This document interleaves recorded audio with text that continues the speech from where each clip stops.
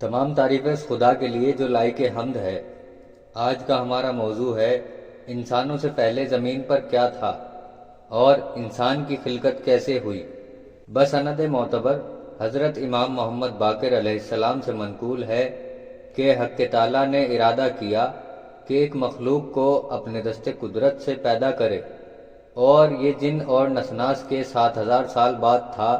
جو زمین پر رہتے تھے، اور چاہا کہ حضرت آدم کو خلق فرمائے تو آسمان کے طبقات کو کھولا اور ملائکہ سے کہا اہل زمین کی طرف دیکھو اور میری مخلوقات میں جن اور نسناس پر نظر کرو۔ جب ملائکہ نے ان کے گناہوں کے اعمال قبیحہ کو دیکھا کہ زمین میں ناحق خوریزی اور فساد کرتے ہیں، تو ان کو یہ امر عظیم معلوم ہوا اور اہل زمین پر بے انتہا غصہ آیا کہ ضبط نہ کر سکے، تو عرض کی اے ہمارے پالنے والے، تو غالب ہے، قادر ہے، جبار ہے، قاہر و عظیم الشان ہے، اور یہ تیرے پیدا کیے ہوئے ذلیل و ضعیف ہیں اور تیرے قبضہ قدرت میں ہیں، اور تیرے رزق کے سبب عیش کرتے ہیں، اور یہ تیری عافیت سے بہرہ مند ہوتے ہیں، اور ایسے گناہان عظیم کے ساتھ تیری نافرمانی کرتے ہیں، اور تجھ کو غصہ نہیں آتا، تو ان پر غضبناک نہیں ہوتا، ان سے اپنا انتقام نہیں لیتا۔ یہ امر ہم کو عظیم معلوم ہوتا ہے، اور تیرے حق میں ان کی یہ جسارت بہت بڑی نظر آتی ہے۔ جب حق تعالیٰ نے ملائکہ سے یہ باتیں سنی تو فرمایا کہ میں زمین میں اپنا ایک خلیفہ بنانے والا ہوں جو میری خلق پر میری حجت ہو۔ ملائکہ نے فرمایا ہم تجھ کو تمام عیبوں سے پاک سمجھتے ہیں، کیا زمین میں ایسے گروہ کو پیدا کرے گا جو فساد کرے، خوریزی کرے؟ اس طرح سے فرزندان جن فساد اور خوریزی کرتے ہیں اور ایک دوسرے پر حسد کریں اور آپس میں بغض و عداوت رکھیں، لہٰذا ہم میں سے اپنا خلیفہ قرار دے۔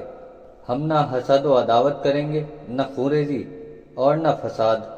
بلکہ تیری تسبیح و تمہید کرتے رہیں گے، تجھ کو پاک و منزہ سمجھتے رہیں گے۔ تو حق تعالیٰ نے فرمایا جو کچھ میں جانتا ہوں وہ تم نہیں جانتے۔ میں چاہتا ہوں کہ ایک مخلوق کو اپنے دست قدرت سے بناؤں اور اس کی ذریت سے پیغمبروں اور رسولوں کو اور اپنے شائستہ بندوں کو اور ہدایت یافتہ اماموں کو پیدا کروں، اور اپنی خلق پر زمین میں ان کو اپنا خلیفہ قرار دوں، تاکہ یہ لوگ میری معصیت سے لوگوں کو منع کریں اور ان کو میری پسندیدہ راہ کی طرف لے کر چلیں، اور اپنی مخلوق پر ان کو حجت قرار دوں، اور نسناس کو زمین سے برطرف کر کے ان سے زمین کو پاک کر دوں،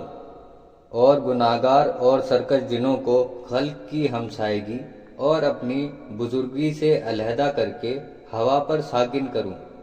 اور اطراف زمین پر ان کو رکھوں جہاں میری مخلوق کے ہمسایہ نہ ہوں، جنوں اور اپنی مخلوق کی نسل میں ایک حجاب قرار دوں، تاکہ میری مخلوق کی نسل جنوں کو نہ دیکھے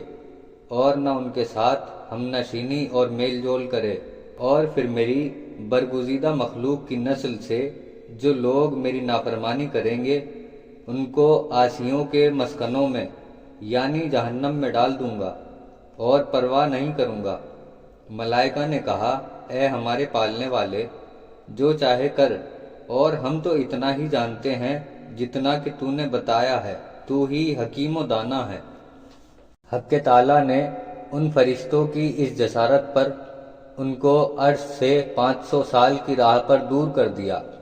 تو ملائکہ اس کی جانب پناہ لے گئے، ازروئے عجز و انکساری انگلیوں سے اشارہ کرتے تھے،